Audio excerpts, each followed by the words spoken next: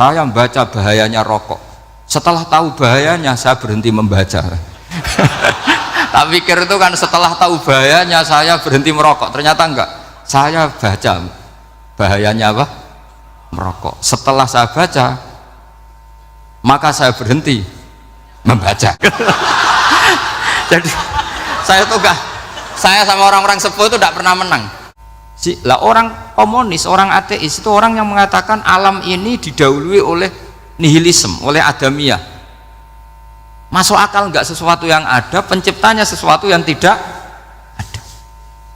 Sehingga orang anak-anak Uni Soviet tuh nggak pernah kepikiran membenarkan ateis, itu nggak pernah. Bareng Uni Soviet ada itu Glasnost Perestroika itu kemudian hancur, semuanya langsung menjadi negara Islam, termasuk Uzbek, Tajikistan, karena diajari ilmu, bahwa ilmu itu yang nggak pernah kalah oleh negara. Sehingga saya itu kalau ditanya profesor, Pak Bak, kalau suatu saat Indonesia jadi negara yang sangat terbuka, kemudian ada sekolah perbandingan agama, menurut Anda prospek Islam gimana? Saya jawab, asal yang dikaji Islamnya bukan orangnya, pasti Islam tetap prospek. Asal yang dikaji apa? Islamnya, bukan orangnya. Kalau orangnya ya Masya Allah. Assalamualaikum warahmatullahi wabarakatuh. Bismillahirrahmanirrahim. Tabarakalladzi nazzalal furqana ala 'abdihi liyakuna lil 'alamin nadhira. Allahumma shalli wa sallim ala sayyidina Maulana Muhammadin wa ala alihi wa sahbihi asma'in, nama ba'du. Yang sangat kula hormati keluarga besar Raden Asnawi sedanten mawon, mulai Gus Hafid bin Ni'am bin Zuhri bin Raden Asnawi sedanten keluarga santri. Niki kudanan nggih niati dudusan nonton mawon. Terus riyen wonten cerita udan niku rahmat. Jadi nak sampean melayu saking udan berarti melayu saking napa? Rahmat. Terus niki terus cara berpikir niku udan niku rahmat. Terus termasuk tobat sing sah niku dawuh Imam Ghazali, konadus nganggo banyu udan sing ceblok langsung. Mereka nak liwat kenteng, kadang kentengnya itu hasil sumbangan proposal. Terus pun sing langsung mawon, sing liwat plastik pun mboten mandi niku. Pun mboten mandi niku sing niku mak usama niku. Terus dulu di antara syarat tobat niku dawuh Imam Ghazali niku adus udan sing prawan, maksudnya sing asli ceblok saking pundi? Langit niku langsung sampean nombe. Nak tepak nggih tobat, nak mboten tepak nggih lara niku. Mergi asli. Terus kula matur nuwun sanget jenengan hormat teng Raden Asnawi. Beliau sekarang generasi keempat nggih, wonten sing generasi ketiga. Nasab kula kepanggih Raden Asnawi teng Asnawi sepuh. Terus Mbak Raden Asnawi gada bah namine Abdullah Husnen, terus Ibu Ayu Sofiah niku binti Asnawi sepuh. Kula buyut kula kandung damaran niku Hafsah binti Maksum bin Soleh bin Asnawi sepuh. Kenapa saya cerita zuriyah? Terus satu peradaban. Gini bahasa Indonesia mohon nggih. Kersane gaul. Satu peradaban itu yang bisa bangun itu dzurriyah itu komunitas gen. Meskipun nanti komunitas gen itu bisa disadap atau dibajak oleh orang-orang yang tidak gen, jadi agak ilegal tapi itu sah. Karena sampean bisa misalnya kalah nasab sama saya, misalnya bilang nanti ketemu di Nabi Adam saja Gus gitu. Nanti pasti kita ketemu di siapa? Nabi Adam. Terus kedua, kekalahan nasab itu udah abadi, karena nanti setelah jenengan ditanya di kuburan, bapak kamu siapa? Itu disuruh jawab Nabi siapa? Ibrahim. Terus kekalahan nasab sampean nanti berakhir di kuburan, karena nanti dijawab siapa bapak kamu, disuruh jawab siapa? Nabi Ibrahim. Jadi yang punya bapak Karmen apa itu sudah selesai, sudah nggak dipakai lagi. Nanti pakai siapa? Nabi siapa? Ibrahim. Nah, kenapa saya cerita bahwa nasab gen itu akan disatukan oleh satu visi ilmiah yang objektif. Gini ku dawe Nabi Yusuf, wattaba'tu millata abai Ibrahim wa Ishaq wa Yaqub. Terus dawe Nabi Yusuf, maka nalana an nusyrika billahi min syai'. Jadi saya ngikuti leluhur saya. Ini dengerin ya, saya ngikuti leluhur saya, yaitu Nabi Yakub bin Ishak bin Ibrahim. Leluhur saya itu siapa? Maka nalana an nusyrika billahi min syai', yaitu keluarga besar yang tidak pernah melakukan kemusyrikan.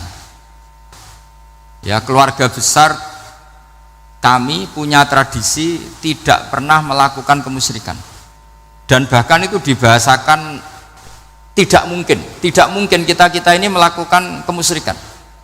Maka nalana itu kira-kira kalau bahasa Indonesia itu kita ini tidak mungkin melakukan kemusyrikan. Nah, kenapa demikian? Itu berangkat dari logika yang permanen, disebut yusabbitu Allahu alladzina amanu bil qouli tsabiti fil hayatid dunya wa fil akhir. Logika permanen itu begini, misalnya kita ini kan hidup dari bapak dari ibu terus sampai Nabi Adam. Kemudian setelah Nabi Adam ini berakhir, kemudian kita mau tidak mau berpikir Nabi Adam itu siapa. Terus diterangkan ternyata Nabi Adam itu satu makhluk hidup yang mulanya dari tanah, lewat wahyu Allah, lewat titah Allah kun, kemudian jadi manusia yang bernama Adam. Sebelum Adam ada bumi, ada langit, ada cakrawala, macam-macam. Kemudian itu kita rumuskan lagi, asal usulnya adalah tidak ada, adamiyun makhdun. Akhirnya kita tahu bahwa alam raya ini diwujudkan setelah dari tidak ada. Nah, tentu terus kita berpikir dari tidak ada menjadi ada itu pasti penyebabnya adalah sesuatu yang ada. Nah, yang ada itu disebut wajibil wujud. Karena wajibil wujud ini wujud sendiri, nggak ada saingannya. Karena Allahu wala syai'amahu, Allah ada dan tidak ada pesaingnya. Maka kita ini berpikir nggak mungkin ada kekuatan manapun yang menyamai Allah, sehingga nggak ada Yesus mungkin menyamai Allah, nggak ada Fir'aun, nggak ada Lata, nggak ada Uzza. Makanya disebut maka nalana an nusyrika billahi min syai'. Kita ini tidak mungkin melakukan kemusyrikan. Sama nggak usah tanya saya, Gus, tapi orang menjadi musyrik itu kan mungkin. Jawabannya itu tetap nggak mungkin. Kemusyrikan itu satu teori yang nggak mungkin. Tapi kalau orang musyrik itu mungkin. Memang akan dilibat. Tapi karena kita kenal Raden Asnawi itu dari sisi ilmiahnya, saya punya banyak kitab beliau. Mungkin saya termasuk pernah dulu yang membawa kitab beliau banyak ke Korea. Saya itu beli pesolatan tuh bukan 1-2 sampai 2 kerdus 3 kerdus. Itu mulai dulu, mulai saya ngiai sampai sekarang. Tak bawa ke Sragen, ke Solo 3, termasuk tak bawa ke Korea. Jadi mungkin ya ini GR saya ngaji di sini itu barokahnya jualan pesolatan. Tapi bukan jualan yang cari laba enggak, karena tak gratiskan, tapi itu dagang akhirat lah kira-kira gitu. Jadi kalau saya masuk neraka kita ora pantes wong bakul pesolatan kok masuk neraka gitu. Kayak itu enggak pantes itu. Karena saya termasuk orang ya yang cara berpikir itu optimis.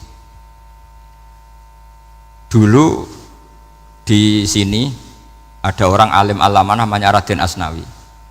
Terus kemudian sejarah agak berpolemik, ada mengatakan beliau itu muridnya Syekh Nawawi, ada mengatakan tidak. Apapun itu yang saya yakini adalah beliau ya saling istifadah lah, saling bermanfaat bagi Syekh Nawawi Banten. Saya punya catatan sejarah banyak tentang Raden Asnawi karena guru-guru kita itu akan ketemu di Syekh Nawawi Banten. Yaitu kita tahu misalnya saya ngaji Mbah Mun ngaji Mbah Zubair misalnya ngaji Syekh Fakih Mas Kumambang, ngaji Mbah Mahfud, terus ngaji Said Abi Bakar Sato, terus ngaji Sayyid Zaini Dahlan. Kalau keluarga sini mungkin misalnya Gus Hafid, Mbah Niam, Mbah Zuhri, terus Raden Asnawi. Raden Asnawi kita tahu nikah dari istri mudanya Syekh Nawawi, yaitu Nyai Hamdanah. Saya sering diceritani Mbah Mun, terus Nyai Hamdana punya anak yang namanya Zuhriyah dari Syekh Nawawi. Kemudian setelah dinikahi Raden Asnawi punya anak namanya Zuhri, Minan, Ni'am, terus sampai ke Gus Hafid itu, Hafid bin Ni'am. Kenapa saya cerita ini? Karena kealiman itu adalah sesuatu yang dibanggakan Allah. Imam Amudi itu ulama ahli matematika. Jadi ada ulama itu ahli matematika. Dia nggak pernah ngajarkan pesolatan, zakat, sholat, tapi dia ngajar matematika. Kemudian dari matematika itu beliau menjadi ahli tauhid. Sehingga nanti Mungkar Nakir itu nggak akan tanya dia marabbuka wa manabuka, karena dia punya rencana. Yang ngajar tauhid itu saya, kata. Jadi kalau dia malaikat Nakir, marabbuka, pangeran kamu itu siapa? Malaikat malah dilawan. Kamu pernah ngajar tauhid? Saya ini guru tauhid. Singkat cerita, saking keramatnya Imam Amudi, kata Allah, ya Amudi, presentasikan ilmu tauhid yang lewat jalur matematika ke semua malaikat saya. Semua malaikat saya tahu cara berpikir matematis. Karena malaikat itu imannya itu iman mauhibah, karena dia malaikat, ya iman karena tahu neraka, tahu surga, terus dia iman. Kalau kita enggak, kita iman tuh pakai logika, jadi lebih keren. Loh betul.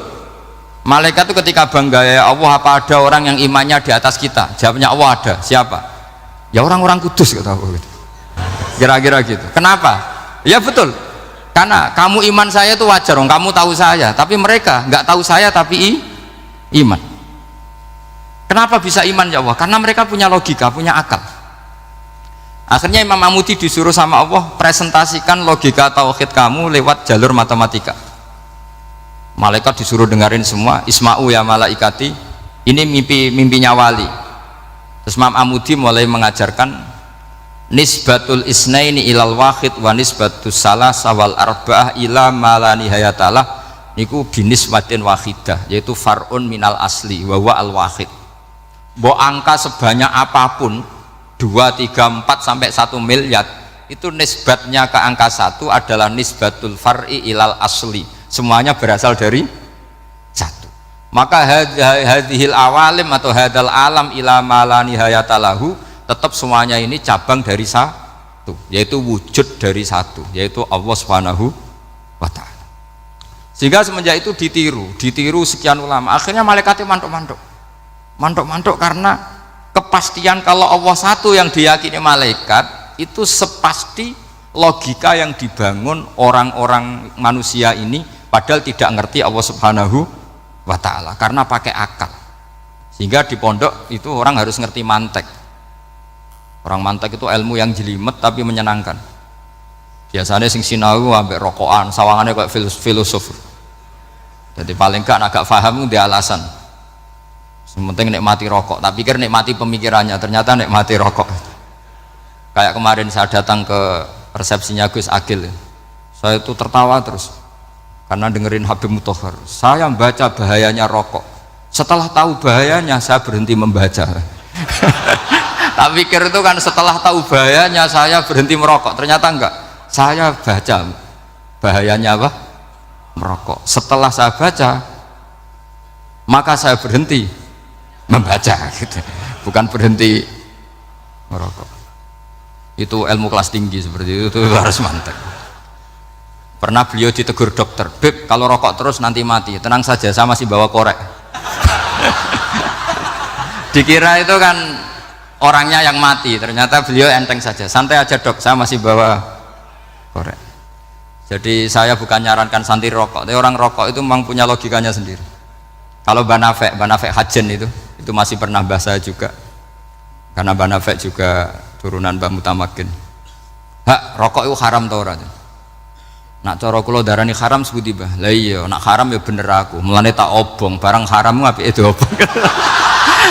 Jadi saya tuh gak, saya sama orang-orang sepuh itu tidak pernah menang. Jadi apa ya, mereka itu orang yang sudah lama, gimana ya, mau dikatakan bulat itu ya, tapi memang nggak pernah kalah mereka. Ada satu kiai masih misananya Banafek, ini rokok 2 katanya. Bagi yang nggak ngerokok berarti membiarkan dua haram masih. Bagi yang merokok berarti mengurangi haram. Kalah lagi saya. Jadi saya tuh pernah dibully dua mbah saya. Karena dua mbah saya ini rokok semua. Akhirnya saya sing nom ngalah gitu. Karena saya tidak mungkin bilang sing waras ngalah karena kalah sepuh gitu. Jadi ya sudah, mau tidak mau harus bilang sing nom kalah. Tapi yang penting itu kita mendengar. Jadi ternyata sepinter-pinternya kita itu mesti kalah pinter sama yang sepuh-sepuh itu. Jadi kalau tahu bahayanya rokok lewat membaca ya harus berhenti merokok. Berhenti membaca katanya. Nah, malaikat ini cerita lagi malaikat. Saya memang dari awal niat hormat Raden Asnawi karena buyut-buyut beliau itu ketemu di buyut saya. Saya ini turunan Mbak Asnawi sepuh. Terus cuma buyut saya itu nikah Lasem, terus saya keceluk cucunya keluarga Lasem. Sebetulnya saya juga cucu Kudus. Tapi terus alhamdulillah sekarang kembali karena buyut saya menyuruh saya ngajar di Damaran, terus sampai sekarang saya ngajar di Damaran. Tapi buyut saya itu masih lahir di Damaran. Namanya Mbak Hafsah, itu Hamsah binti Maksum bin Soleh bin Asnawi sepuh. Sama seperti nasab di sini Raden Asnawi, Mbak Abdul Husnan, terus Nyai Ayu Sofiyah, terus Mbak Raden Asnawi. Saya mau cerita, jadi ilmu itu lebih keren kita. Sehingga Rasulullah SAW pernah ngendikan, saya ini rindu sekali li ikhwani, kata Nabi itu ikhwani. Kata sahabat bilang, alasna ikhwanaka ya Rasulullah, bukankah kita ini saudara kamu, saudara engkau ya Rasulullah? Tidak, antum ashabi, kamu itu sahabat saya. Siapa teman-teman kamu itu ya Rasulullah? Yaitu kaumun yang tidak melihat saya kemudian iman kepada saya. Jadi mereka seperti kita semua di Kudus ini tidak melihat Rasulullah SAW, tapi iman sama Nabi. Dan ketika malaikat yubahi bikum malaikah, Allah bangga dengan malaikatnya, membanggakan kita. Sampai malaikat tuh sentimen, kok bisa ya Allah? Ya karena tadi kamu iman sama saya wajar, karena kamu melihat surga, melihat neraka, melihat aras. Sementara orang Kudus coba ngelihat apa? Paling simpang 5 apa simpang 7 itu. Tapi imannya nggak kalah dengan malaikat. Kenapa nggak kalah? Karena tadi kita diajarkan bahwa nisbatul isnaini wassalasah wal arba'ah ila ma la nihayatalaha itu sama-sama nisbatul far'i ilal asli. Tetap yang asli adalah angka 1. Jadi nggak mungkin aslu hadhil asya nggak dari Allah itu, nggak mungkin, tetap dari zat yang satu. Kemudian tentu ini bukan nisbatul walad ilal walid, anak ke bapak, tentu enggak, tapi nisbatul kholik sama makhluk. Tapi apapun itu pasti satu. Sehingga Imam Amudi akhirnya masuk surga lewat jalur itu, tidak usah lewat pertanyaan man rabbuka wa man nuka. Kelasnya disuruh ngajar malaikat. Saya punya rencana jadi pengajar malaikat nanti itu kan. Jadi orang-orang Kudus yang dapat barokahnya Raden Asnawi nanti jangan mau kalau ditanya man rabbuka wa man nuka. Kelasnya itu harus apa? Jadi gurunya malaikat. Karena bapak kita Nabi Adam itu keren. Nabi Adam itu adalah orang yang disuruh Allah dipresentasikan, dibanggakan Allah di depan para malaikat. Ketika ada malaikat yang agak hasut, tapi itu tidak malaikat papan atas, malaikat yang kebanyakan. Itu kan agak gak terima Nabi Adam jadi apa? Khalifah. Sampai malaikat ini usul ataj'alu fiha mayufsidu fiha wasfikut. Makanya kalau saya protes sama malaikat itu malaikat yang ini, bukan Jibril sama Israel. Kalau protes Israel bahaya, bisa dihabisin. Saya pernah ditanya seorang kiai, Gus jenengan gojlok malaikat kok berani? Ya karena malaikat yang jenis ini pernah gojlok Nabi siapa? Adam. Nggak percaya kalau Nabi Adam itu layak mimpin, sampai protes ataj'alu fiha mayufsidu fiha wasfikut dima. Tapi apa yang terjadi? Allah mengajarkan satu ilmu di Nabi Adam, kemudian disuruh meresentasikan. Qala ya Adamu ambihum bi asma'ihim. Adam, coba kamu presentasikan ilmu kamu. Setelah Nabi Adam fasih mempresentasikan ilmu, kata Allah, kamu bisa enggak sepinter Nabi Adam? Enggak bisa ya Allah. Makanya sudah saya bilang ini alamu malah. Saya lebih tahu siapa yang layak mimpin. Jadi layak mimpin itu pertama harus kuwatul ilm. Ilmunya itu harus kuat. Nanti saya akan cerita hubungannya Raden Asnawi dengan Syekh Nawawi. Apa itu hubungan teman, apa murid guru, itu memang masih jadi polemik sampai sekarang. Kalau saya ya keyakinan saling istifadah. Ini bahasa netral, tidak murid guru tapi saling apa? Istifadah. Kata Syekh Nawawi dalam tafsir Munir itu, ilmu itu nomor satu. Sehingga beliau setiap ada ayat fa inna hizballahi humul ghalibun, beliau pasti menafsiri bil hujjah wal barohin la bis saulah. Saya masih ingat betul takbirnya, memang saya hafalkan. Tapi bukan untuk modal pidato, buatan modal sebagai wong alim. Kalau pidato gampang, pidato itu semua orang bisa. Kalau jadi orang alim itu tidak gampang, lebih susah lagi wong alim buat pidato itu. Kalau nggak pernah mbah saya tidak mau karena memang saya terkenal nggak suka pidato. Satu memang nggak bisa, nomor dua tidak ingin, nomor tiga ya rugi, karena pidato itu nasib-nasiban itu. Kalau nasib baik kamu tidak paham itu, wah Gus Bah ilmunya tinggi sehingga kita tidak paham itu kalau nasib baik. Kalau nasibnya tidak baik, nak ngendikan bulat sama no. Itu tepak-tepakan. Dan Syekh Nawawi itu benar, Raden Asnawi juga benar, semua guru-guru kita benar. Karena agama ini sebetulnya bukan masalah negara, tapi masalah logika yang sehat. Uni Soviet itu pernah mengkooptasi Uzbek, Ceknya, Tajikistan. Itu 100 tahun. Orang dipaksa ateis. Tapi orang-orang Uzbek, saya sering ketemu lama Uzbek, kadang ketemu di Korea, kadang di Malaysia. Orang-orang Uzbek itu punya basement di bawah tanah. Kemudian di bawah tanah ini mereka ngajarkan tauhid. Ngajarkannya ya gampang, misalnya ini sesuatu yang ada, ya ini ada penciptanya enggak, ya ada, siapa, tukang katanya. Yang penting itu enggak ada logika bahwa sesuatu yang ada disebabkan oleh ketiadaan. Lah orang komunis, orang ateis itu orang yang mengatakan alam ini didahului oleh nihilisme, oleh adamiyah. Masuk akal enggak sesuatu yang ada, penciptanya sesuatu yang tidak. Sehingga orang anak-anak Uni Soviet itu nggak pernah kepikiran membenarkan ateis, itu nggak pernah. Bareng Uni Soviet ada itu Glasnost Perestroika itu kemudian hancur, semuanya langsung menjadi negara Islam, termasuk Uzbek, Tajikistan, karena diajari ilmu, bahwa ilmu itu yang nggak pernah kalah oleh negara. Sehingga saking pedenya Rasulullah SAW ketika Sulhul Hudaybiyah, ini agak jelimet tapi gampang dicerna. Sulhul Hudaybiyah itu satu perjanjian yang semuanya merugikan Rasulullah, yaitu kalau orang kafir masuk Islam disuruh kembalikan ke kafir, karena kafir itu bagi mereka habitat, Islam itu hal yang baru. Tapi kalau orang Islam menjadi kafir nggak boleh kembali Islam, berarti kembali ke habitat. Semua perjanjian itu merugikan, sampai masyhur Sayyidina Umar protes ke Rasulullah, jenengan masih nabi gitu. Itu kan ekstrim, tanya jenengan sampai sekarang masih nabi? Ya, saya masih nabi. Kenapa tanya demikian? Karena semua perjanjian merugikan Islam, menguntungkan orang apakah? Kafir. Semua sahabat sebetulnya persis Sayyidina Umar protes, kecuali Abu Bakar. Lama-lama akhirnya di antara perjanjian itu berbunyi begini, tapi saya minta satu hal, orang boleh mendiskusikan Islam tanpa tekanan. Itu saja permintaan Nabi. Orang boleh mendiskusikan Islam secara bebas, tidak tertekan. Karena orang-orang kafir melihat itu hal yang biasa, ya nggak masalah Muhammad. Akhirnya orang diskusi, Islam itu apa sih? Islam itu orang yang menuhankan Allah. Allah itu siapa? Zat yang menciptakan langit dan bumi. Lama-lama orang kafir berpikir, wah keren, Tuhannya Muhammad bisa bikin langit dan bumi, nggak kayak Tuhan kita, malah kita yang bikin. Jadi mulai debat itu terus ada yang cerita lagi, saya pernah loh nyembah Lata, pas itu dikencingi luwak. Masa ailahun ya bulu ali sa'laban, masa Tuhan kok dikencingi luwak? Terus yang agak-agak ahli kitab ya diskusi lagi, wah kayaknya Yesus tidak Tuhan, masa Tuhan kok kelaparan, lemes, wah repot nanti.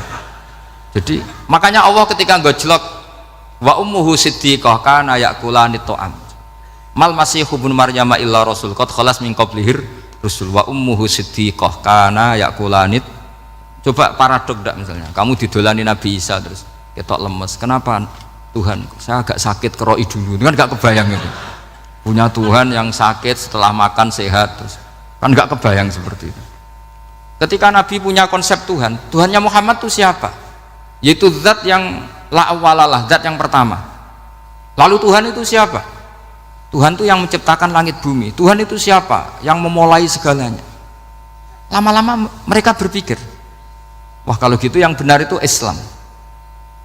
Maka kata Imam Imam Zuhri, Syihabuddin Az-Zuhri, famaka nafathun fil islami a'zoma min sulhil Hudaybiyah, innamaka nasu yatafaduluna fil hadis wal munaza'ah.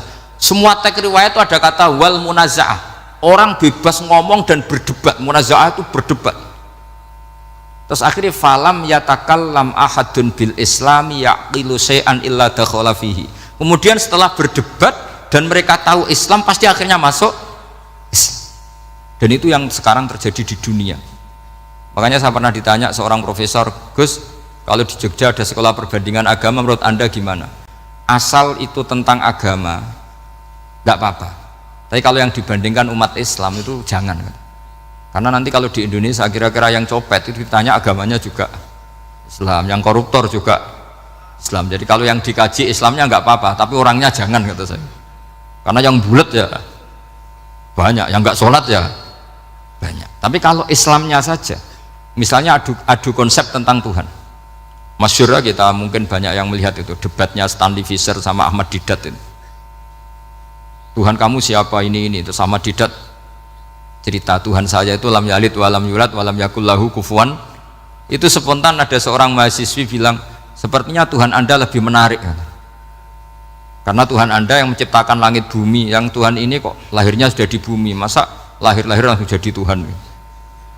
Jadi akhirnya falam yatakallam ahadun bil islami yaqilu syai'an illa dakhala fihi.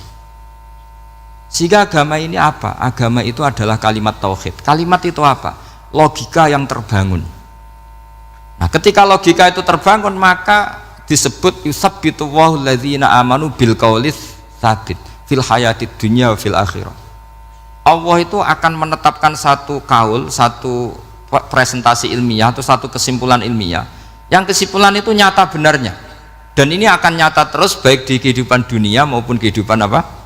Akhirat. Seperti Allah sebagai Tuhan itu akan nyata terus di dunia, Allah ya Tuhan, nanti di akhirat juga Tuhan. Tapi Tuhan selain Allah, maka menjadi Tuhan ini nunggu ada yang menuhankan. Misalnya Fir'aun itu jadi Tuhan karena ada yang menuhankan. Sekali dia mati, dia sudah aset wisata, bukan Tuhan lagi. Makanya gejolokannya orang ulama Arab, kalau ketemu ulama Mesir, kalau gejolokan itu lucu. Orang Arab, ada Abu Jahal, Abu Lahab, penggaweane ngusir Nabi gitu. Itu gejolokannya ulama Mesir. Kata ulama Arab, kamu gayanya benci Fir'aun, tapi rizki kamu dari wisata melihat Fir'aun, katanya. Itu gejolokannya ulama Arab sama ulama Mesir. Sehingga agama ini mengajarkan apa? Satu kalimat. Makanya kamu harus belajar mantek. Dulu Raden Asnawi ya pengajar mantek. Dulu buyut saya di sini Mbah Fauzan, abahnya Mbah Pah itu, mbahnya itu juga pengajar mantek. Karena di antara yang diceritakan Allah itu wa ja'alaha kalimatam baqiyatan fi aqibih. Tugas utama Nabi Ibrahim adalah menjadikan satu logika, kalimah itu logika, itu menjadi logika yang abadi, baqiyah itu abadi, fi aqibih, di anak turunnya Nabi Ibrahim. Misalnya begini, saya beri contoh ya. Misalnya saya mengatakan teh ini hitam, itu menjadi kalimah karena diucapkan, tapi tidak menunjuk hakikat karena tehnya berwarna apa? Kuning. Sehingga Quran kalau menyalahkan orang kafir itu ngendikane kaburas kalimatan takhruju min afwahihim. Omongannya orang kafir itu menjadi kalimat karena diucapkan dari mulutnya. Kenapa menjadi kalimat? Karena diucapkan tapi tidak menunjuk hakikat. Seperti orang mengatakan 2 ditambah 2 itu 10, itu kalimat, tapi kalimat yang salah karena tidak menunjuk hakikat. Seperti orang kafir mengatakan Tuhan itu 3, itu kalimat karena diucapkan tapi tidak menunjuk hakikat. Tapi ketika seseorang mengatakan Allah itu Tuhan, Tuhan itu satu, itu disebut kalimatu haqqin 'alaiha nahya wa 'alaiha namut. Temeriki tahlilane wa 'alaiha napa wa biha? Wa 'alaiha napa wa biha? Wa 'alaiha, ya ada yang tahlilan wa biha, itu enggak tahu sanatnya dari mana, pokoknya ada yang wa 'alaiha, ada yang biha. Kenapa dikatakan kalimat tauhid? Karena kalimat yang dari kesimpulan berpikir. Dan agama ini dibawa Nabi Ibrahim itu untuk membawa kalimat tauhid. Ciri utama kalimat tadi, kamu yakin seyakin-yakinnya bahwa nisbatul snaini wassalasah wal arba'ah ila ma la nihayatalaha itu kanisbatis snaini ilal wahid, yaitu semuanya far'un minal asli. Aslinya adalah wahid. Sehingga di kitab, saya pernah ngaji Mbah Mun, namanya kitab Al-Husunul Hamidiyah, itu dikarang oleh ulama-ulama sekarang, itu diajarkan di MGS. Ini mbah-mbahnya Gus Akil, pendirinya madrasah MGS. Itu ada gambarnya di situ. Di situ ada gambar piramida, ada gambar hewan, ada gambar pohon. Kata yang ngarang, gambar sedetail ini, sejelimet ini dimulai dari nuktah wahidah, tetap dimulai dari satu titik, dan ini disebut nuktatil wujud. Jadi orang kudus sebanyak ini tetap dimulai dari satu orang, yaitu Adam. Adam dimulai dari ketiadaan. Lalu siapa al-mujid? Pewujudnya siapa? Hanya Allah Subhanahu wa ta'ala. Sehingga ulama-ulama termasuk Syekh Nawawi itu paling suka ngendikan semua makna Quran dikumpulkan di Fatihah, Fatihah dikumpulkan di Bismillah, Bismillah dikumpulkan di ba, karena di ba itu ada titik nukdotil wujud, yaitu disingkat bi kana makana wa bi yakunu ma yakun. Karena saya, kata Allah, semuanya akan ada, dan karena saya yang enggak ada, semuanya suatu saat ada. Disebut nukdotil wujud. Nah, kita meyakini kalau Allah satu itu seyakin-yakinnya, karena nggak mungkin angka nggak dimulai dari angka satu. Begitu juga gambar seapapun julumete. Misalnya sampean gambar zaman saya kecil, gambar paling favorit itu apa? Kambing bertarung. Itu gambarnya kan susah. Daripada gambar kambing bertarung susah, terus dibikin kotak saja, tembok. Kalau tanya gurunya, gambarnya mana? Di belakang tembok, Bu. Ini itu dulu saya diwarai anak-anak nakal ya. Jadi semua satu gambar itu disuruh gambar harimau, yang satu disuruh gambar kambing bentrok, yang satu disuruh gambar matahari, semuanya kotak semua. Ini itu Bu, gambarnya di belakang apa? Tembok, maka nggak kelihatan kata. Jadi gurunya kalah cerdas. Yang guru itu sebenarnya nggak pernah menang, karena murid itu lebih pinter. Itu teman saya dulu kalau ngaji itu, kalau tes itu ngerpek baca. Gurunya marah, kamu tes kok baca? Enggak ngerpek Bu, ini belajar di kelas. Katanya belajar kapan saja, di mana saja. Acuh. Jadi apa ya, orang itu kadang yang salah itu lebih masuk akal kadang-kadang ini. Saya teruskan ya supaya ini dapat barokahnya Raden apa? Asnan. Saya mohon sekali ya, kalimat hakin itu harus kamu jaga. Caranya jaga ya tadi. Kalau kamu tidak bisa ilmu mantek, misalnya al-alam mutaghayyir wa kullu mutaghayyir hadis la budda min muhdits, itu kan jelimetan. Pakai saja teori umum bahwa gambar apapun jelimetnya itu dimulai dari satu titik. Karena nggak bisa, nggak dimulai dari satu titik, tidak bisa. Maka alam apapun jumlahnya nggak terhingga, tetap dimulai dari al-wahidul qahar, yaitu satu titik. Yaitu dalam konteks tauhid tentu itu Allah Subhanahu wa ta'ala. Sehingga Nabi Ibrahim itu orang paling sukses bikin waja'alaha kalimatam baqiyatan fi aqibi. Terus Nabi Muhammad begitu, sahabat begitu, sampai kita sekarang diajari ilmu mantek. Ilmu mantek itu logika yang nggak terbantahkan. Karena mau tidak mau. Kata Imam Syafi'i, fa innal uqula muttarratun ila qabulil haq, karena akal akan dipaksa menerima kebenaran. Dan itu yang terjadi di Uni Soviet. Dikooptasi 100 tahun untuk berfaham ateis, dilawan oleh ilmu, tetap menanamkan ilmu tauhid, ilmu mantek. Ketika Uni Soviet secara politik runtuh, semuanya menjadi muslim, termasuk negara-negara yang dulu dikooptasi.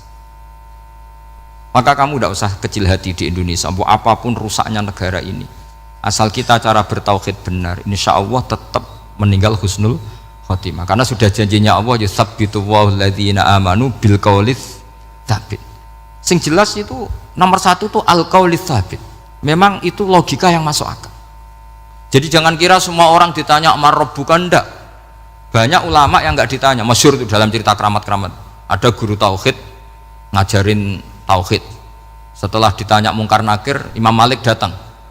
Kamu nanya ini, man rabbuka man nabiyuka, kamu tahu ini guru Umul Barohin yang tukang ngaji tauhid. Guru tauhid kok ditanya apa? Tauhid. Malaikatnya nggak jadi tanya. Dan saya percaya cerita-cerita seperti itu karena secara umum itu ala inna auliya Allahi la khaufun alaihim walahum yahzanun lahumul busyra fil hayatid dunya wa fil akhirah. Artinya kalau wali itu kok ditanya mungkar nakir berarti ngalami ketakutan. Karena di situ kan digambarkan mungkar nakir itu sewangar, bawa godam. Kalau yang tanya nggak bisa dipukul sampai ajur sak walang-walang. Pokoknya ceritanya kan seru seperti itu. Berarti kalau betul begitu terus ayat la khaufun alaihim wa lahum yahzanun kayak apa. Makanya dalam kitab Nashihul Ibad itu ada cerita ini. Sampean boleh nggak sependapat dengan saya, tapi semoga nasib sampean nanti digebuki malaikat. Karena orang itu akan mengalami seperti yang dirasakan. Anak indadzoni abdibi. Saya tidak bayangkan akan mengalami itu. Makanya saya ini ngajar tauhid terus. Paling tidak kalau ditanya marabbuka man nabiuka, sampean tahu profesi saya. Saya ini pengajar tauhid. Dan biji saya 9. Dulu saya di MGS, kalau ada teman bijinya tauhid kok 4, terus gak ahli swarga, tauhidnya jeblok. Dari kalau bijinya 4 terus gak ahli swarga, tauhidnya apa? Jeblok. Tapi yang bijinya 9, ahli swarga, tauhidnya itu saya dulu bijinya 9. Terus 9 terus sampai tamat. Karena gak ada biji 10. Karena kalau 10 itu kan terlalu sempurna, nggak baik lah manusia kok sempurna gitu, jadi sudah 9 aja kan gitu. Tapi sebetulnya pantasnya ya dapat 10. Mergo saake, mergo tenan nggak tahu saya. Di Nashihul Ibad itu ada cerita gini, dan saya percaya itu. Di sarahnya itu, juga di sarah apa itu, yang di sarah Syekh Nawawi itu. Pokoknya saya kalau ingat Raden Asnawi pasti ingat Syekh Nawawi. Saya tidak memastikan apa murid guru, apa saling istifadah, yang jelas itu teman dekat, teman fil ilm. Sayyidina Ali itu pernah minta kasaf sama Allah. Saya percaya tidak semua orang ngalami marabbuka ditanya itu. Ya Allah, saya minta kasaf itu ngerti alam gaib.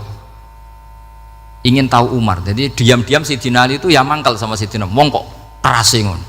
Angger wong kok tahu disentak, jajal wani nyentak malaikat ora, itu kata Sayyidina.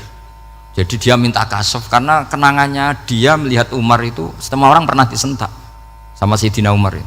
Maka Sayyidina Ali minta kasaf. Ya Allah, saya ingin melihat Umar menghadapi mungkar nakir, masih garangkah apa enggak, itu dah, itu minta kasaf. Pas kasaf beliau bangun dari kubur, duduk, dilihat sama Sayyidina Ali ini ngalami kasaf. Sama ndak usah tanya, ndak wali kok tanya, ya sudah pokoknya percaya aja. Akhirnya malaikat mungkar nakir datang, itu di situ digambarkan matanya itu kalkidril mughalla, kayak apa itu, panci yang dibakar. Wah, so seru. Suweneng Sayyidina Ali, baru ini kamu akan takut gitu. Tapi ternyata enggak, Umar bangkit disewentak orang tua itu. Kamu tahu menghadapi siapa? Yang sopan gitu. Oh, ada sontak. Kaget malaikatnya itu karena enggak pernah ngalami disentak, mungkin itu pertama gitu. Kaget. Memangnya kamu siapa? Saya ini teman kekasih Tuhanmu. Saya yang diandalkan temannya, sebenarnya bukan dia gitu. Ana sohibu habibillah, saya ini temannya kekasihnya Allah. Jadi dia ngandalkan temannya sebetulnya, bukan ngandalkan dirinya. Oh, kamu temannya Nabi Muhammad? Iya, saya Umar, temannya Nabi Muhammad. Kamu harus hormat sama temannya kekasih Allah. Wah, terus semulai itu akhirnya matur Allah, ya Allah, apakah prosedur seperti ini bisa dinego? Terus sama Allah, oh iya katanya, kamu kalau menghadapi kekasih saya ya jangan seperti itu katanya. Semenjak itu beliau sopan santun, dua mungkar nakir gitu. Jadi ini berita gembira. Jadi sebetulnya itu enggak, tapi kita ini kan enggak punya nyali nyentak mungkar nakir. Semoga dengan gelar kita doktor tafsir, doktor tauhid gitu, atau paling enggak guru kutsiyah tauhid gitu.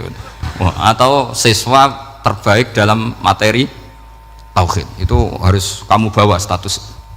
Jadi sehingga nanti ini saya ranking 1 tauhid, masa masih ditanya marabbuka wa man nabiuka.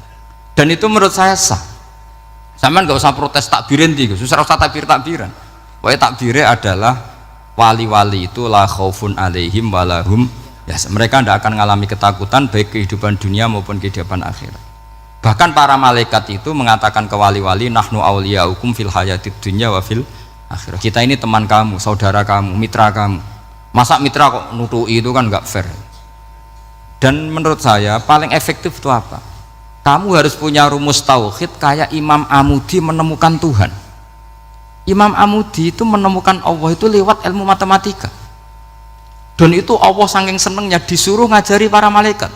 Wa ya malaikati isma'u. Kamu harus mendengar, ini orang alim saya yang ahli matematika.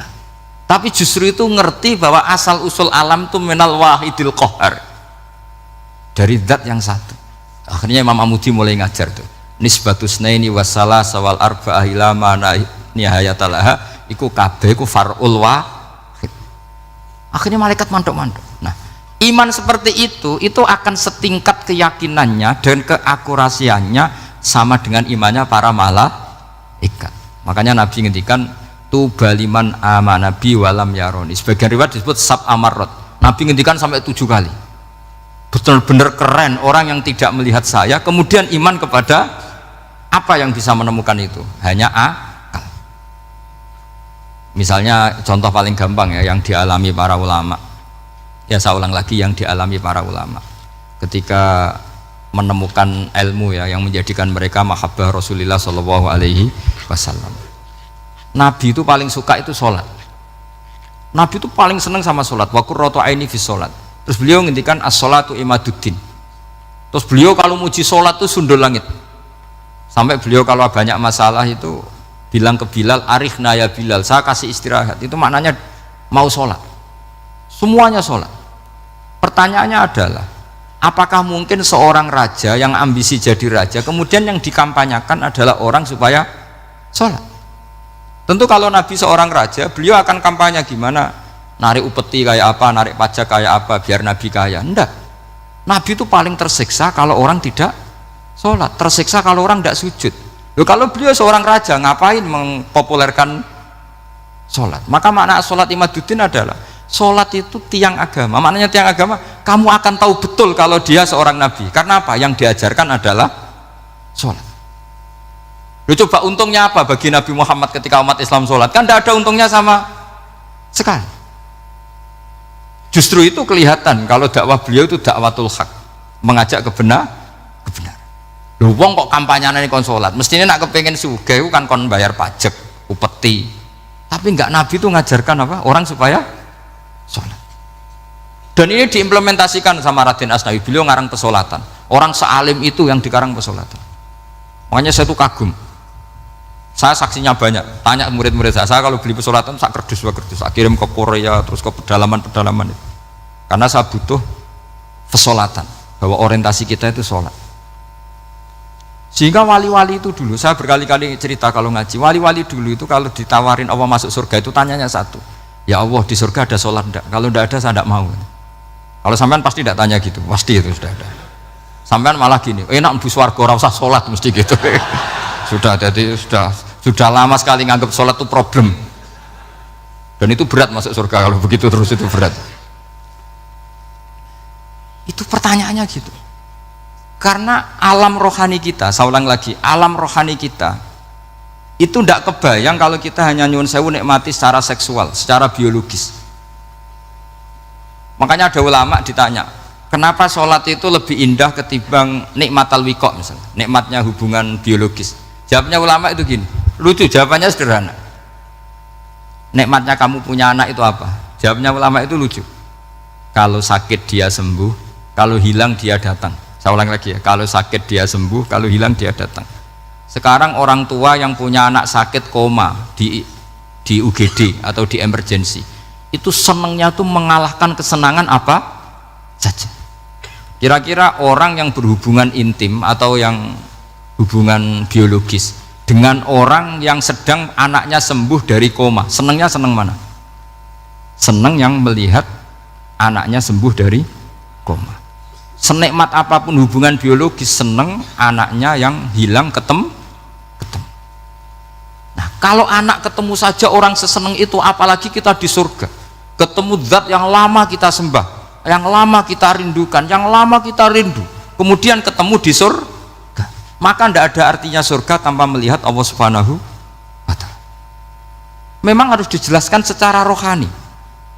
Akhirnya orang ngerti bahwa nikmat tertinggi di surga adalah melihat Allah Subhanahu wa Ta'ala. Karena kalau anak-anak muda mungkin protes, ya enggak, ya enak kumpul sama widadari gini-gini. Wah, itu kan yang trauma bojone jelek gitu. Wah, itu yang bojone jelek mesti kesusu masuk surga karena itu sudah jelek, cerewet, nggak mati-mati kan gitu. Terus dia ingin masuk surga mesti niatnya welek, mesti pikiran pertama itu kumpul widadari. Tapi ada ulama yang bikin analogi tadi, misalnya istri kamu cantik, kemudian anak kamu sakit, koma. Hubungan dengan istri sama dengar berita anak kamu sembuh, seneng mana? Seneng anak sembuh. Sama anak yang hilang, seneng mana? anak yang hilang ketemu. Maka terus ulama bisa menjelaskan itu.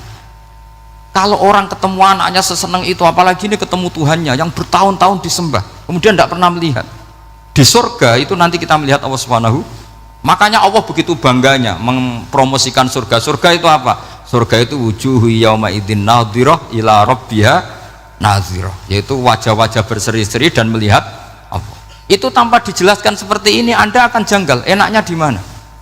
Tapi setelah dijelaskan detail gini oleh ulama, maka kita akan tahu an-ni'matul uzma sing enggak ada perbandingannya adalah nikmat masuk apa? Surga karena melihat Allah Subhanahu wa ta'ala. Ya, jadi saya berkali-kali pokoknya minta sekali, hadil umat harus umat yang rasional, terutama dalam mengemban tauhid. Karena tauhid ini yang disebut kalimah. Sampai Allah mengistilahkan kepada Nabi Ibrahim itu waja'alaha kalimatam baqiyatan fi aqibih. Kalimat tauhid adalah kalimat yang akan abadi di anak cucunya Nabi Ibrahim, baik anak cucu yang karena gen mau anak cucu yang karena sebab, yaitu santri dengan kiai. Dan itu caranya gimana? Umat Islam jangan berhenti belajar mantek. Makanya di MGS, di Qudsiyah, di TBS semua pondok pasti ngajarkan mantek, di Bendan ilmu logika. Itu tadi, kalau kamu tidak bisa menemukan tauhid dengan cara tadi, dengan cara al-alam mutaghayyir wa kullu mutaghayyir hadis la buddan min bukhtis, paling tidak pakai ilmu yang dilakukan Rasulullah SAW, yaitu masyhur itu. Saya sering cerita di mana-mana. Ada orang namanya Jubair bin Mut'im, Muhammad bin Jubair bin Mut'im. Itu dulu dia kafir. Dia orang pinter sampai dipasrai jadi negosiator untuk mengurus tawanan perang Badar yang ditawan Rasulullah SAW. Ketika datang di Madinah, delalah pas maghrib, Nabi baca wattur wa kitabim mastur. Di antara ayat yang dibaca Nabi itu am khuliqu min ghairi syai'in, masa manusia sebanyak ini kemudian mereka diciptakan oleh ketiadaan. Min ghairi syai'in itu oleh ketiadaan. Masa alam raya yang wujud ini, alam raya yang punya eksistensi ini, kemudian penciptanya adalah ketiadaan. Padahal wal adamu la yakhluqu wa la yu'assiru wa la kadza wa kadza. Tentu sesuatu yang tidak ada itu tidak bisa dikatakan sebagai pencipta. Wong nggak ada, jadi faktor saja nggak mungkin, apalagi jadi pencipta. Itu Nabi habis sholat langsung beliau sungkeman, ya Muhammad, saat ini juga saya iman. Karena logika yang dibangun ayat yang kamu baca itu menghabiskan semua logika saya. Intinya logika tauhid itu akan mengalahkan semua teori non tauhid. Itu yang disebut bal naqdhifu bil haqqi 'alal batili fayadmaghuhu fa idza huwa zahik. Kebenaran tauhid itu akan menghancurkan kekuatan apa saja. Fayadmaghuhu itu di tafsir Tobari disebut dorbatan tasujud dimah. Satu pukulan sing sampai menjadikan otak itu hancur. Melainkan disebut damagho, dimah itu maknanya otak. Maka kamu jangan khawatir kalau Islam didiskusikan di Uni Soviet, didiskusikan di Kanada, didiskusikan di Korea, pasti kalimat tauhid akan mengalahkan kalimatul batil. Pasti ja'al haqqu wa zahaqal batil, innal batila kana zahuq. Tapi syaratnya kita harus kuat. Makanya saya ini senang sekali yang namanya ngaji, itu saya senang.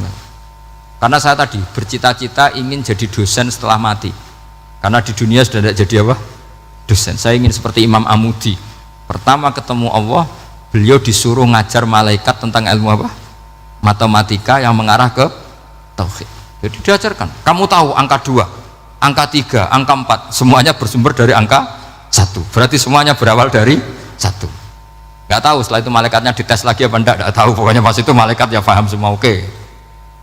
Kayak apa hebatnya umat Rasulullah Shallallahu Alaihi Wasallam? Karena akalnya kuat. Sehingga kita harus kuat. Sehingga kalimat yang benar disebut kalimatu haqqin 'alaiha nahya wa 'alaiha. Nah, kalimat yang salah disebut kaburat kalimatan takhruju min afwahim. Kalimat menjadi kalimat karena diucapkan, tapi tidak menunjuk hakikat.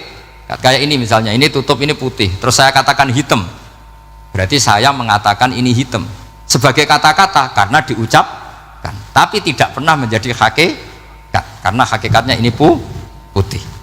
Itu hebatnya Quran. Makanya Quran kalau gojlek orang kafir itu gojlek orang kafir itu disebut apa? Kaburas kalimatan takhruju min afwahihim. Tapi untuk kalimat tauhid dikatakan apa? Yusabbitu Allahu alladziina amanu bil qauli tsabit fil hayatid dunya wa fil akhirah. Sebagian disebutkan wa ja'alaha kalimatam baqiyah.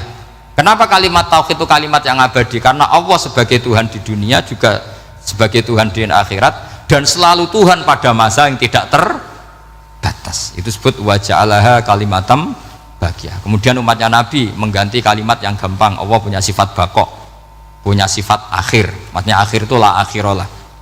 Terus semuanya yang faham ya alhamdulillah, yang nggak faham dikon ngapal wujud kidam baqo mukhalafatul hawadisi qiyamuhu binafsi wahdaniyat kudrat irodat. Wes paham lah kok sing rada alim terus roh bedane iki sifat ma'ani iki maknawiyah, cara Mu'tazilah ngene, cara ahli sunnah ngene. Wah itu sudah kejelimetan bocah. Sementing pokoknya wujud kidam.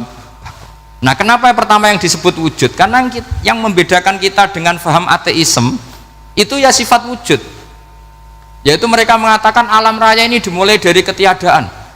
Wah itu akal mana saja itu nggak bisa nerima, masa ketiadaan menciptakan sesuatu yang ada. Maka kata Ibnu Hajar al-Asqalani ketika mentafsirkan mensarai hadis salasun mangkunna fihi wajata halawatal iman, 3 hal ini kalau kamu faham maka menemukan manisnya iman.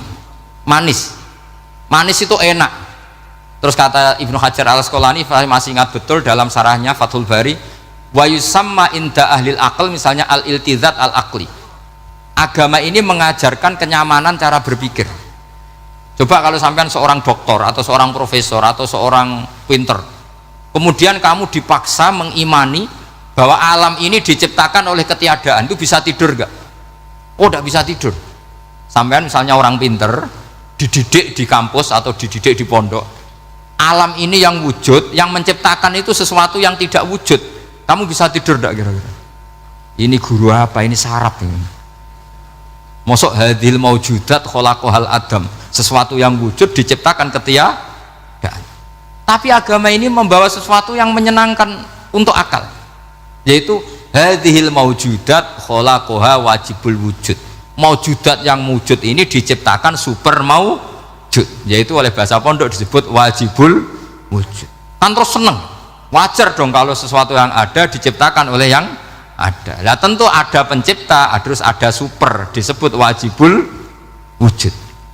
Kan terus enak. Nah itu kata Ibnu Hajar al-Asqalani disebut wajada halawatal iman. Sehingga kita tidak usah khawatir. Makanya saya itu termasuk orang yang nggak khawatir.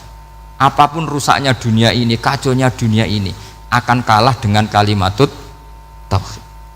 Karena kalimat ini ketemu apa saja pasti menghancurkan. Yaitu disebut bal naqdhifu bil haqqi 'alal batil fayadmaghuhu fa idza huwa zahid. Kalimat hak ini akan menabrak apa saja.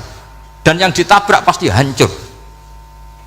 Makanya sama tidak usah khawatir misalnya ada negara ateis di Cina, di Korea. Kita yakin asal yang diteliti itu agama Islam pasti menang.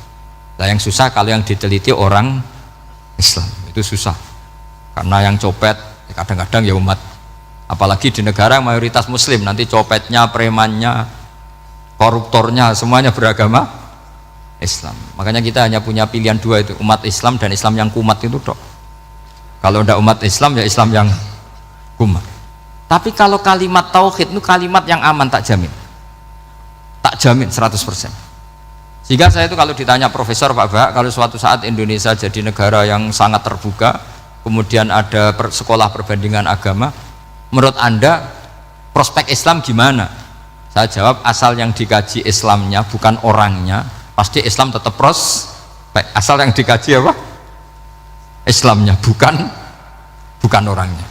Kalau orangnya ya Masya Allah, ya itu tadi, kalau tidak umat Islam ya Islam yang umat ya. Ngoten mawon supaya niki mungkin untuk barokah napa Raden Asnawi, untuk barokah ngaji kalimat tauhid. Terus sampean kudanan niki kula mboten sakake, tak anggap untuk rahmat ngoten mawon nggih. Terus karena tadi di antara syaratnya tobat kata Imam Ghazali itu pernah kena air hujan langsung turun dari langit. Ya itu jelas itu di Ikhya itu, karena ahalul halal adalah alma an-nazil minas sama. Halalnya barang paling halal adalah air yang pertama turun dari langit. Tapi kalau yang sudah lewat pecine sampean tuh masalah itu. Kadang pecinya kan mek temane gasap. macam-macam itu. Atau beli lewat nyentak orang tua, ya masalah lah ini. Tapi ya lebih baik yang pakai peci timbang yang enggak, lebih sopan gitu kan. Tapi yang enggak pakai peci ya enggak apa-apa karena langsung kena apa? Kena apa? Hujan. Jadi pokoknya yang ingat-ingat ya, yusabbitu Allahu alladziina aamanu bil qawli tsabit. Assalamualaikum warahmatullahi wabarakatuh.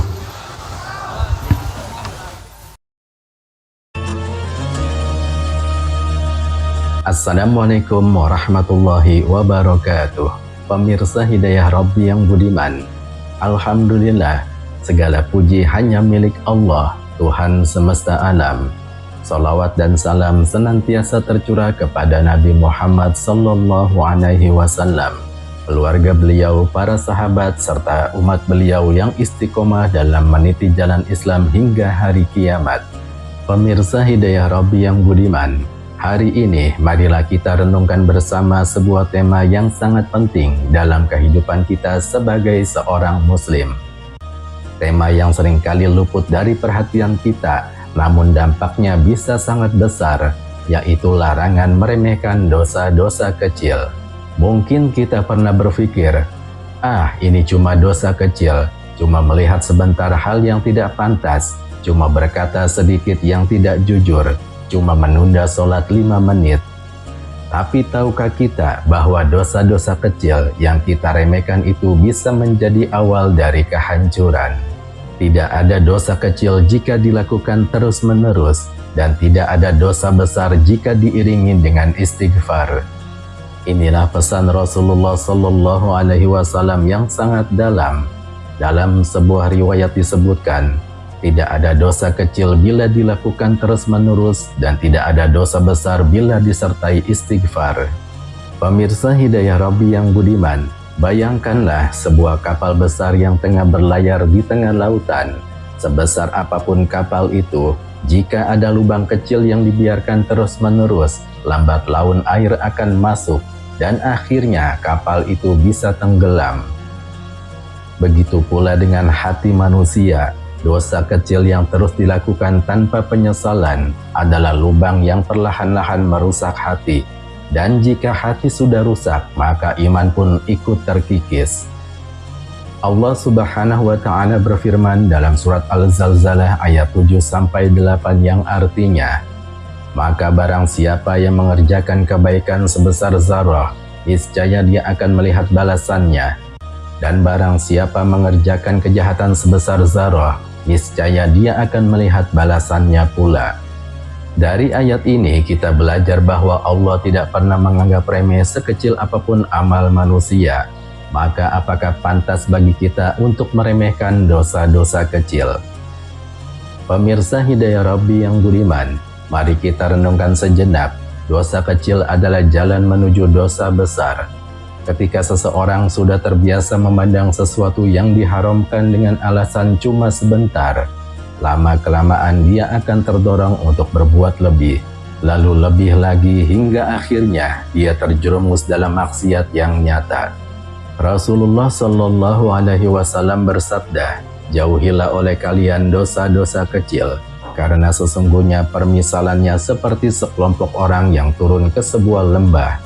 Lalu datanglah setiap orang membawa satu ranting kayu, hingga akhirnya mereka dapat menyalakan api, lalu mereka memasak apa yang mereka inginkan.